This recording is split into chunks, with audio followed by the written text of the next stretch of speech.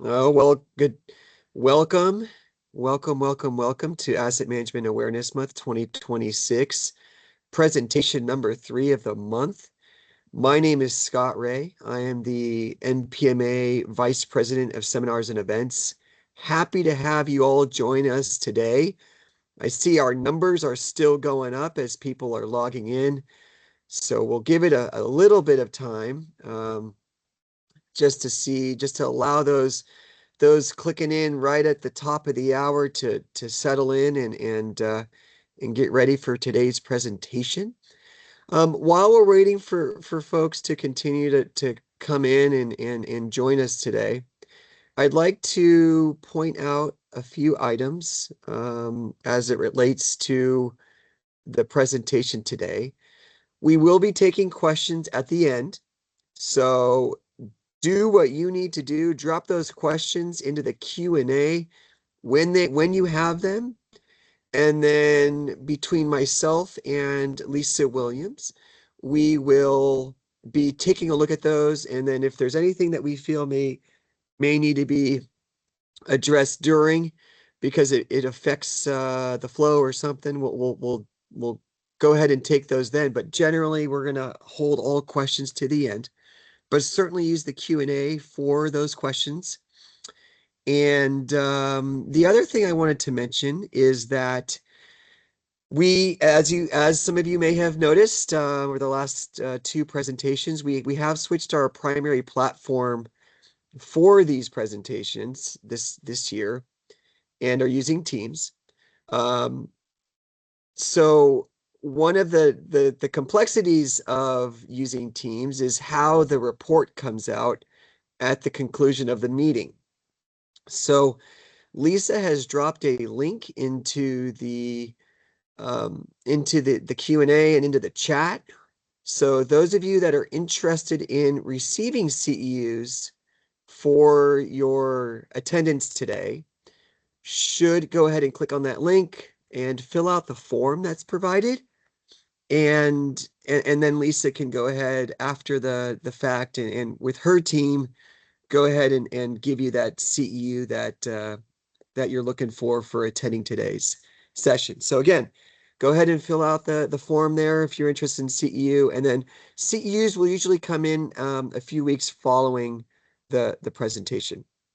So we're about 3 minutes past the hour, and I don't want to take up any more of our presenters' time today. So with that, I'm going to welcome in Mike Woods from CamCode, who is presenting today to us, and his topic is From Manual to Automated, Advancing Property Management with a Modern Approach to Asset Tracking. Exciting topic. Mike, welcome in. Thank you so much for taking the time to put a presentation together for all of us today. I will have you do a brief intro and turn everything over to you. Thanks, Scott. Thanks, Lisa.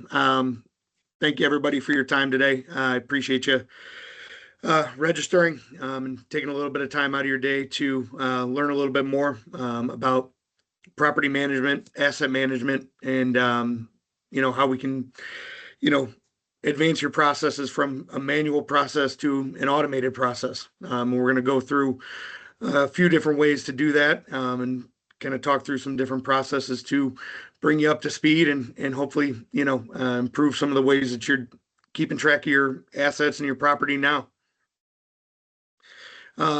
So my name is Mike Woods. You may have seen me at some of the NAS conferences. I may have spoke at some of your chapter meetings.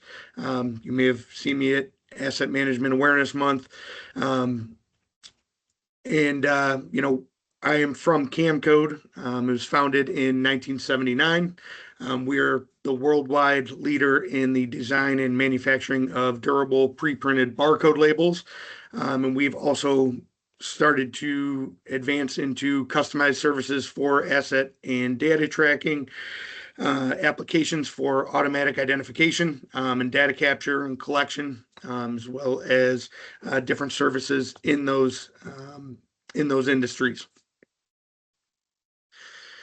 So some of the different topics we're going to talk about today, we're going to go over the state of asset management that's ever changing, especially now in the rapid advancement of technology. We're also going to go over the steps to advance from a manual asset management system to an automated asset management system. I'm going to look at some data considerations, some key points to consider when you're looking at your data and what really goes into that. The benefits of an automated identification system, and then look at some success stories. And then we'll wrap it up with some questions at the end and give you guys some time to digest and think about how we can help you out and move you into the future here. So in looking at the state of property and asset management, in the 90s and the 2000s, when I was growing up, technology was advancing every 5 years. That's what they would say. Now it seems technology is advancing every 6 months. And as the years go on, new systems get added and data becomes layered and harder to interpret correctly. So that leads to the inability to get correct data when it's critical to have the correct information. So you can also have issues in how your data is entered, and when we know human error is a part of that system. So using manual systems can lead to more errors down the road, and when you need that information to be correct and vital to your system.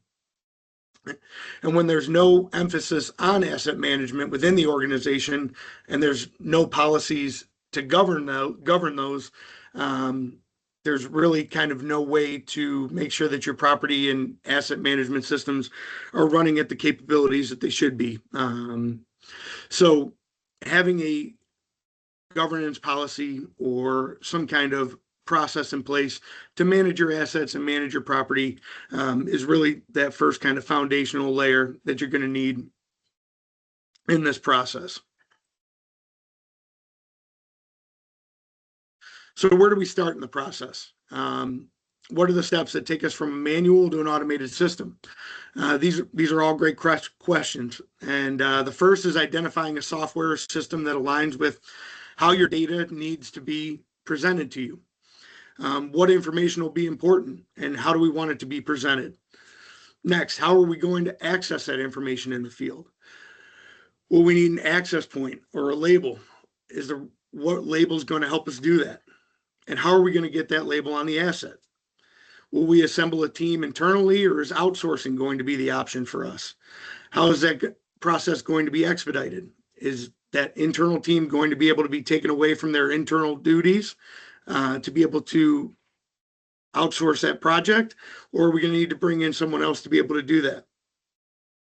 What do we want the process and system to look like so we're able to provide the most accurate data now and into the future? Now, when you're selecting a CMMS software, looking at some of the key considerations, what do we want or what do we need to track? How many assets are we going to track?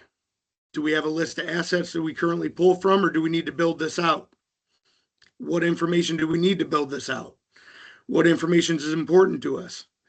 Is warranty information or manufacturing information important to us? What information does our team need in the field to be successful? Do we have a budget? These are all the kind of questions you need to ask yourself before you start really kind of layering out that system and that process to be able to start building out that automated system.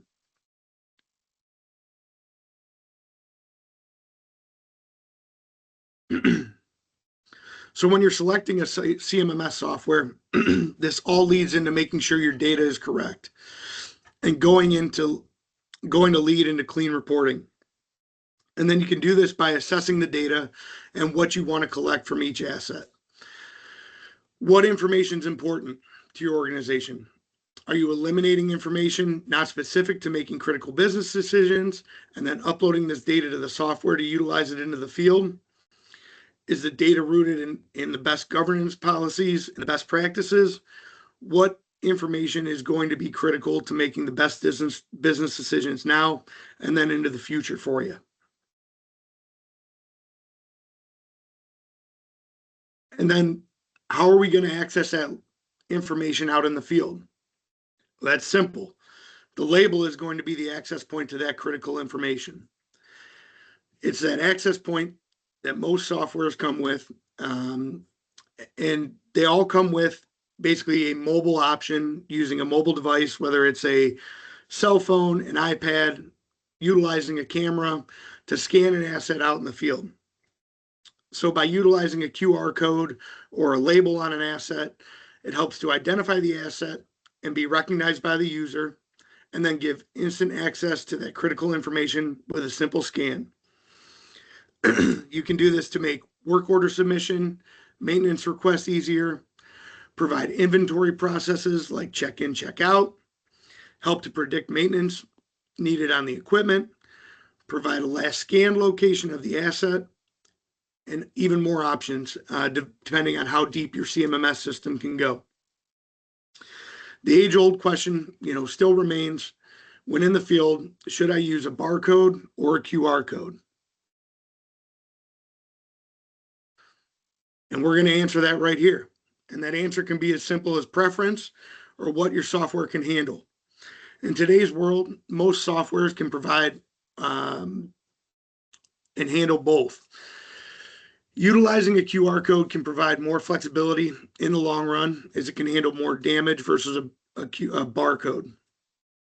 A QR code can also contain more information in a smaller space, leading to a smaller label. And that can also reduce your cost.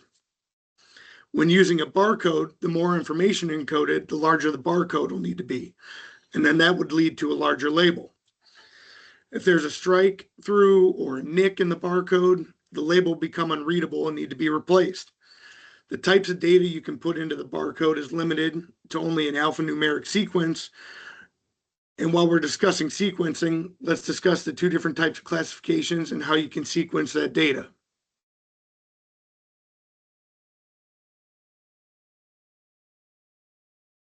When you're trying to sequence either a barcode or a QR code, you can do it in two different ways. You could do it in asset-specific data, or you can do it in sequential data. And right now we're looking at asset-specific data, which is driven from an existing serial number or asset ID that is pre-assigned that you don't want to get away from. This leads to higher installations cost, as you'll need to find a needle in a haystack when trying to match a specific label with a specific asset. Your data must also be 100% correct. The slightest mistake or incorrect entry can throw off the entire installation if sequencing from the labeling to an asset does not match. With sequential data, it makes identifying your assets much easier. You can use a sequential range starting at any point, continuing until the desired quantity is met. This lowers the installation cost and gives you the freedom to assign any number to any asset. This makes it easy to change, add, or replace assets and labels as the time goes on.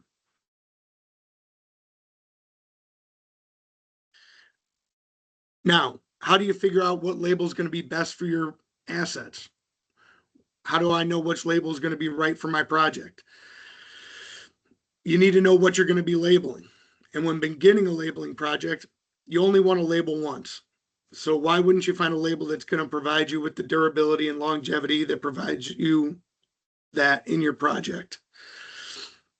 We've kind of created our considerations with our label selection, checklist to help sort which labels can be best suited for your projects. And the first consideration would be environment. Are my assets indoor or outdoor? Are they going to be exposed to weather or UV? Will it be scratched? What's the surface of the asset going to be? Is it flat or is it curved? Is it smooth? Is it bumpy?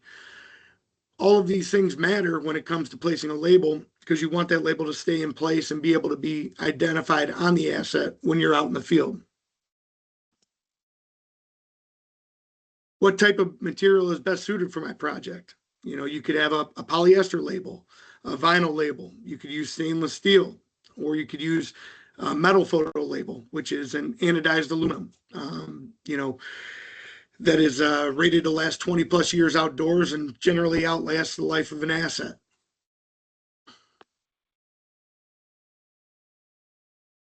Then, how's the label going to be installed? How many locations do we have? How many facilities are we going to be labeling? When working a labeling project or choosing a CMMS platform, how many assets are going to be in each location and facility? Who's going to handle the labeling and the data collection? Is it going to be a external resource, or is it going to be a team assembled, within your organization?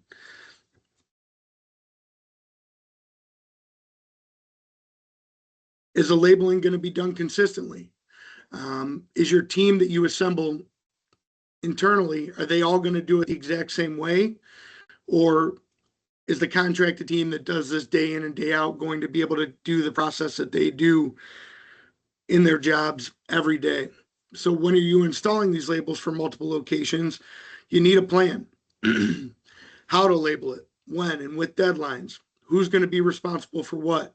How to install and input the data into the CMMS helps to lay the foundation of a successful implementation. And then how's all this going to be integrated and delivered? And then how are we going to maintain all this data? What's the sustainment going to look like down the road? How are we going to create ways to demonstrate labeling effectively and correctly? You could do this through a couple of different ways. You develop processes and procedures, you develop some SOPs, and then you get buy-in or commitment to these processes from your internal teams.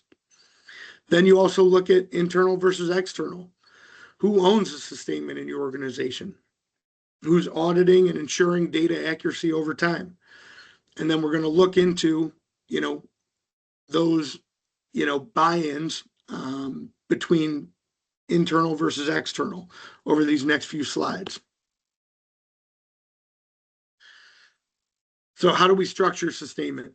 You want to know what you want to achieve at the outset. Create a vision of success and what that looks like over the next 3, 5, 10 years down the road. You want to set clear and defined roles for what each person in the organization will be doing at the outset and into the future to drive continued success. Lay out who can do what and has the ability to make changes and where the problems need to be taken if something continues to be an issue. Consistency will be key in developing these processes. Continuing on with sustainment, how is this going to be managed into the future? Will this be managed internally by an asset or property team, a combination of internal and external resources, or strictly external resources? That kind of lends back to client managed, hybrid, or vendor managed.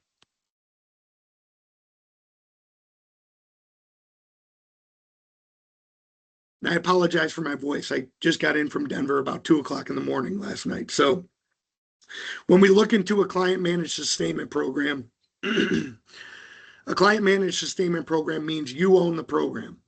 If you're going to be managing the entire asset management side, understanding how much will go into this and what will be expected to keep this up to date as far as maintenance checks, repairs, work orders, and maintaining correct data. So as you can see from the graph here, your cost is going to be low because you're not paying anybody else to do this. You guys are taking on all of the burden. So the client involvement is high. The timeline is long. You guys are going to be in this for the foreseeable future. So you guys have the full accountability of the data quality and then the internal performance standards. So you guys are owning this project from start to finish, cradle to grave. When you look into a hybrid sustainment program, you're maintaining a strategic oversight and leveraging some expertise from an outside source. So you guys are kind of sharing in the responsibility in maintaining the system. You're leaning on industry experts when questions arise or problems occur, and they can get you out of issues quicker with less downtimes. This can also help to keep your quality standards elevated. So if you look in the graph in the bottom right-hand corner, it's not, your involvement isn't as high. Your cost is a little bit higher, but the timeline's not as high. So you're getting a little bit more back in involvement and timeline, but you're giving up a little bit more in cost. This helps to give away a little bit more of the responsibility, but also gives up a little bit more in the cost. It also reduces your risk a little bit more because you're getting a little bit more out of your vendor.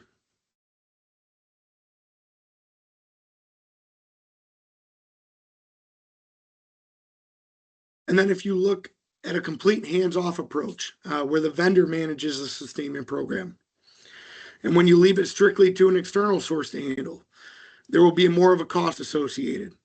However, when you're getting access to the best practices and able to allocate resources more effectively and quickly based off the trends in your asset portfolio, vendors also have access to more advanced tools and insights where they can leverage more insightful business decisions to help make critical decisions clearer. This also lends to your staff being able to focus on their core responsibilities in their day-to-day, juggling multiple responsibilities. So it frees up your internal staff to focus on what their day-to-day is instead of having to toggle managing the assets, managing the property, checking on maintenance, making sure everything's taken care of. They can do their jobs, not have to worry about that, and you leave everything up to the experts.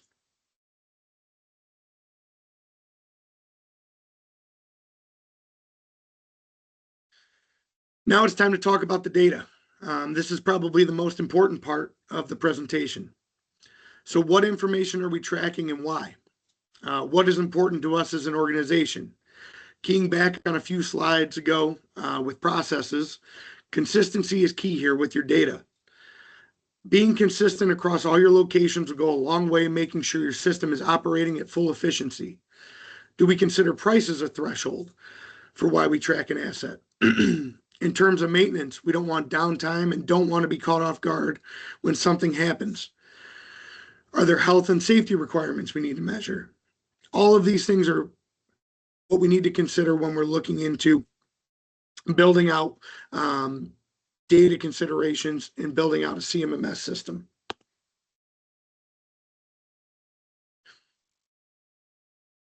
Now looking into the benefits of building out adding a QR code to your system. Combining a QR code to access your data gives you the ability to access your data with a simple scan. You can have the complete asset history with your work orders, maintenance cost, manufacturer information right at your fingertips. You can also utilize inventory features like check in and check out while updating the current status of your asset. So you're able to go out in the field, see a label, know that that asset's there, see the identification marker, scan it using your CMMS system, pull up that full record of the history, and then check its maintenance records, place a new work order, and then use that to move forward with whatever information you need to make a decision based off of.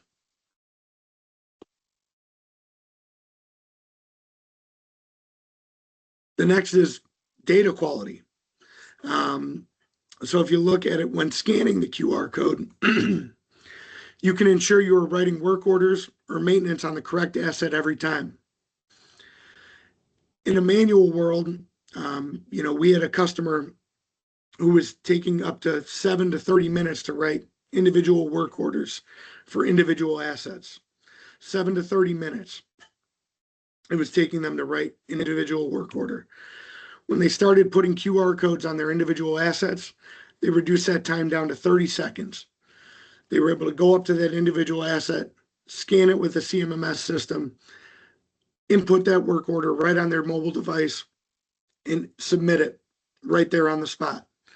So putting in service requests or work orders becomes quicker and easier when utilizing an asset management system.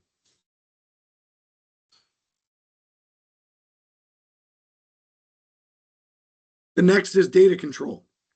So you can manage the information a little bit more effectively with an access point to your database. You're able to utilize that QR code in that CMMS with a mobile or a desktop option with just a few simple clicks. And then with all of that information visible and needed to make those critical decisions, you basically have a roadmap of your inventory and how it's operating. So you can see all of the history and everything that everybody's worked on time over time to be able to see where it's going, how it's working, and what's next for it. If needed, you can also attach specific documents videos, tutorials, and more to each asset, so you can have every resource available when a problem arises. That could be, manufacturer documents, quick videos on how to use a piece of equipment, how to repair a piece of equipment, what to do when something goes wrong, anything that could be vital for that specific piece of equipment, and then how we can use that in the field.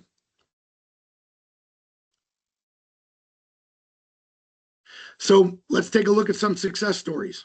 Everybody likes a tangible piece of evidence as to what works. So we have a couple here. Post Consumer Brands. This is a customer of ours who basically utilizes a QR code with a software that links instructional videos on how to operate and maintain a particular piece of equipment, and then utilizes that QR code to scan in the software, and then they're able to link back SOPs, maintenance documents, tutorial videos on how to train and utilize that piece of equipment. So they're able to go in, see the best practices, understand the operating procedures, and how to move it forward. So instead of having someone standing there shadowing them, they can have an individual new employee come to the equipment, scan the QR code, watch these videos, read these documents, come back, understand the system, and then move and walk through it with someone 20, 30 minutes later after they've digested the information. It gives them a way to understand the information quickly and effectively. Pepperdine University. They are a large campus, and they utilize QR codes to track their maintenance on kitchen and utility equipment all around the campus. So they utilize a CMMS system along with QR codes. So they have this in place for when their assets are damaged or need repaired. And they can use this with their system and set preventative maintenance on repairs, so the equipment stays running and they avoid costly repairs down the road. And at a facility this large, it saves many labor hours and back and forth on a system like this, and it completely streamlines all of their maintenance for them. So it gives them, faster and more accurate work order submission and maintenance report creation. And it saves a lot of back and forth, a lot of labor hours, and ensures a complete and accurate maintenance database. Mike, I hate to Yeah. interrupt. This is Lisa. I'm going to need everybody to stop leaving messages that they want CEUs and either use the form or email education@mpma.org for CEUs, because I'm afraid when I close this out, if I haven't reacted to them, I might not be able to capture their messages. So if the Smartsheet form isn't working for you, please email education@mpma.org. I've also dropped that into the Q&A. I just don't want to miss anybody. Thank you. Sorry to interrupt. You're fine. Thank you. ServPro. This is a little bit different from, this specific application, but, this is an instance where, you're saving money on equipment that kind of gets lost in the field. They were using pen and paper. So this is an exact instance of a manual, outdated system that went automated. So they went from a manual system to a inventory check-in, check-out process, started using QR codes, implemented the durable barcode labels, and within the first month, they were on a job site, left behind about $18,000 worth of equipment, saw that it didn't come back to the warehouse, and were able to recover that equipment. So right there, it paid for about 3 years of software, just on one instance. And one of their direct quotes was, it's a simplistic system on the surface, but it works extremely well. So they're able to have specific success just from moving from pen and paper, not being able to track their inventory, to automating their system. Quartz, this is another school system, and they oversee 9 colleges, responsible for 742 buildings. And another example of someone who didn't have a consistent asset management strategy. And they didn't have a way to validate their records and the systems that didn't talk to each other. The pitfalls that they were having were inaccurate data, no visibility, and multiple inefficiencies across multiple systems.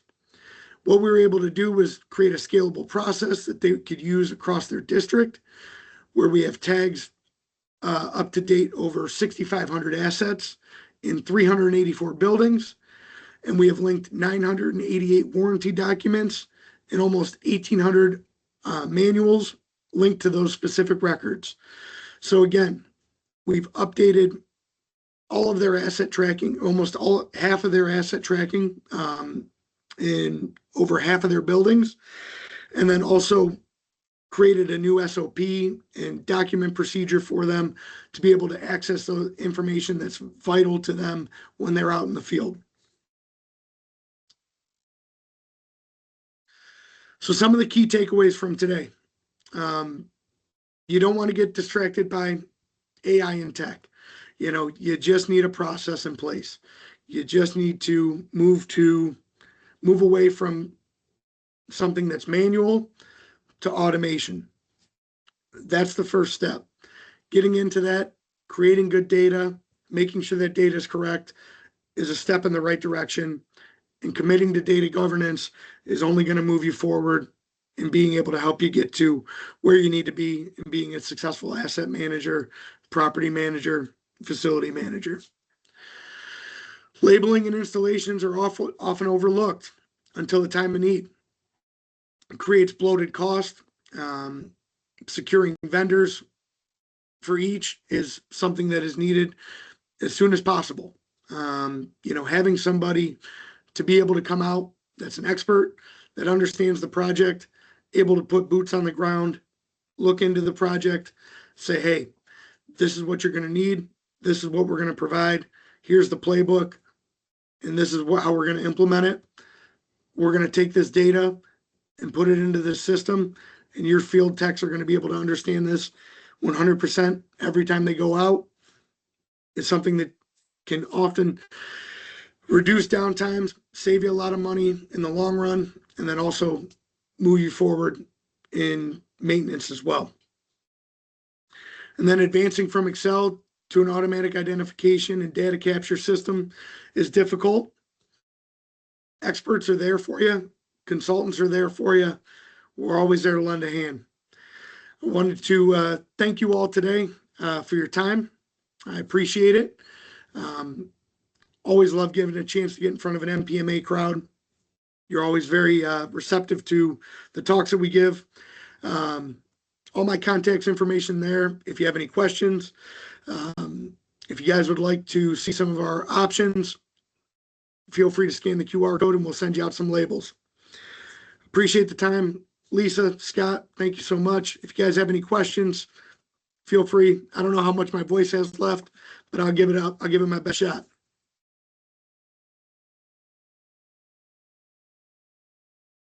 All right, I'm taking a look. We've got some thank yous coming in. We've got some reactions. We appreciate this. Hold on, I'm checking to see if we've got any Q&A here.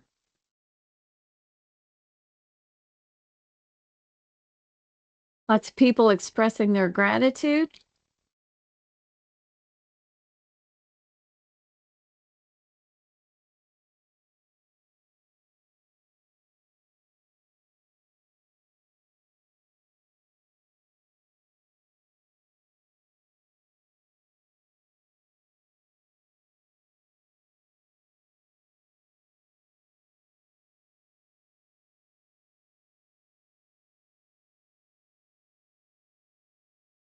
And I am, if everybody's looking, I'm going to drop that link into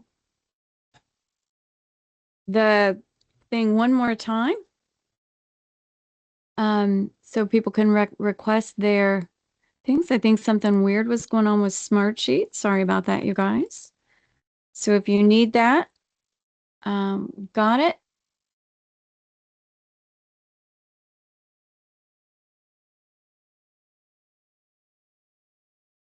And so you guys can click that new link. That's what we need you to do. Click the new link.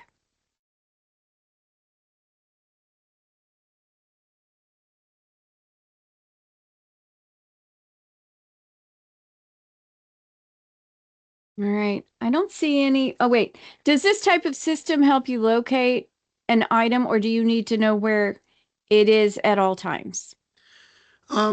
So you can, it's not going to help you locate an item initially. Once you tag it and get it into your system, some softwares will give you like a geolocation of where you scanned it.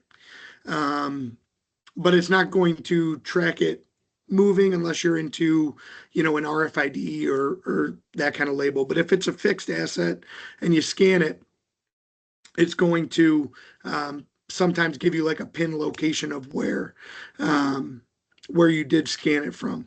So that's all going to be dependent on the software that you guys use.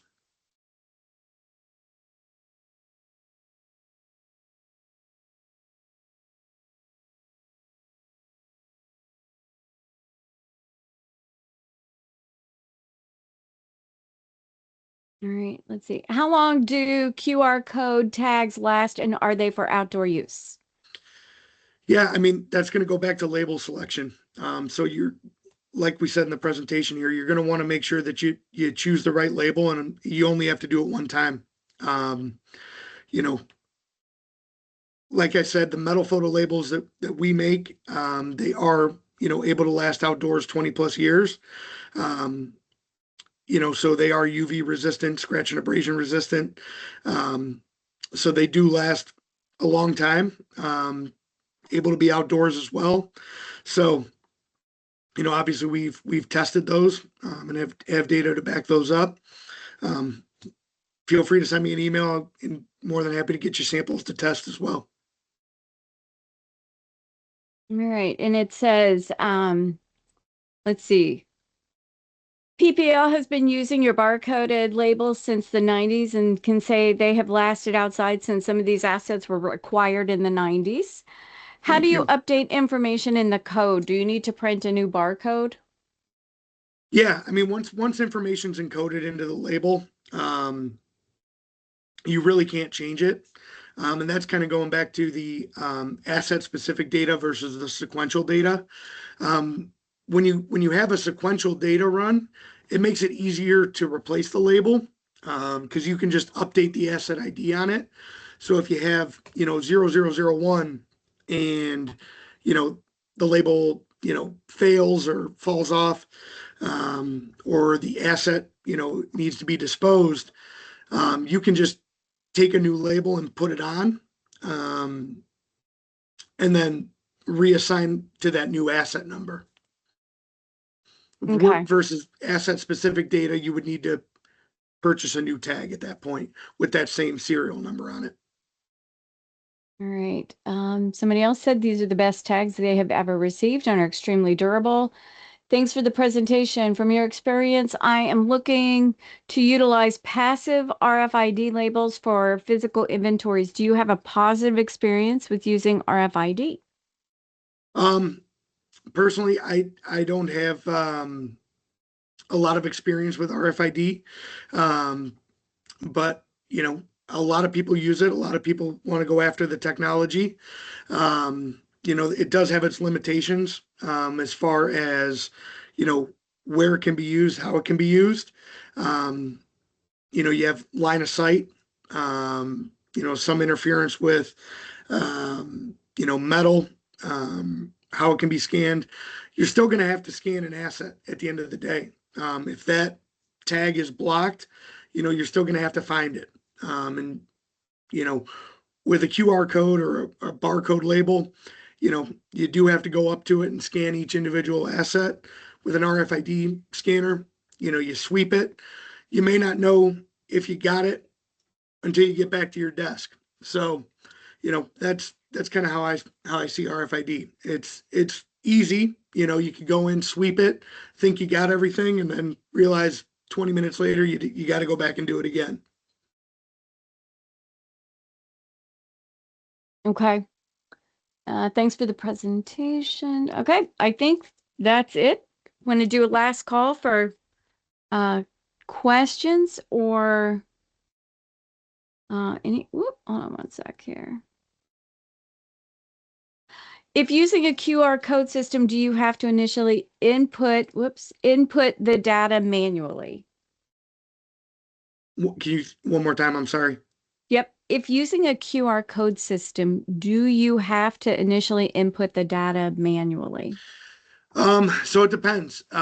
What you would have to do is you can basically, if you have like an existing inventory list, generally you can upload that information right to a CMMS or inventory software. Usually you can do that from changing it from an Excel file to a CSV file and uploading it right to the software. And then once you go to label each individual asset, you can then match that QR code up to that specific piece of the inventory by scanning it. You go into the software on a mobile device, select that piece, that asset in the inventory system or CMMS, select it, scan that asset label, whether it's asset specific or sequential. And when you scan it, it's going to recognize that sequential data in that QR code, and it's basically going to marry that asset to that inventory entry, and it's going to create that parent-child relationship and create that access point between the piece of your inventory and then also the label, or I'm sorry, the database. So when you scan it, every time then it's going to pull up that specific record in the database. Okay. I'm gonna go back one more time to the chat and see. All right. No more new questions. So again, everybody, sorry about the link initially not working. But I can see that a lot of you have used the corrected link. So excellent. We will get those CEUs uploaded for you. And thank you so much. Thank you, Mike. No problem. I know, Scott, are you still here? Did you want to close it out? I think we can, looks like we can do that. So Excellent. Thank you thank all. you again. We appreciate that. We hope to see you at NES in DC. And any of you who have any questions, you can email education@npma and we will get you taken care of. Thanks again, Mike. Thank you so much. We appreciate it. Thanks. Bye.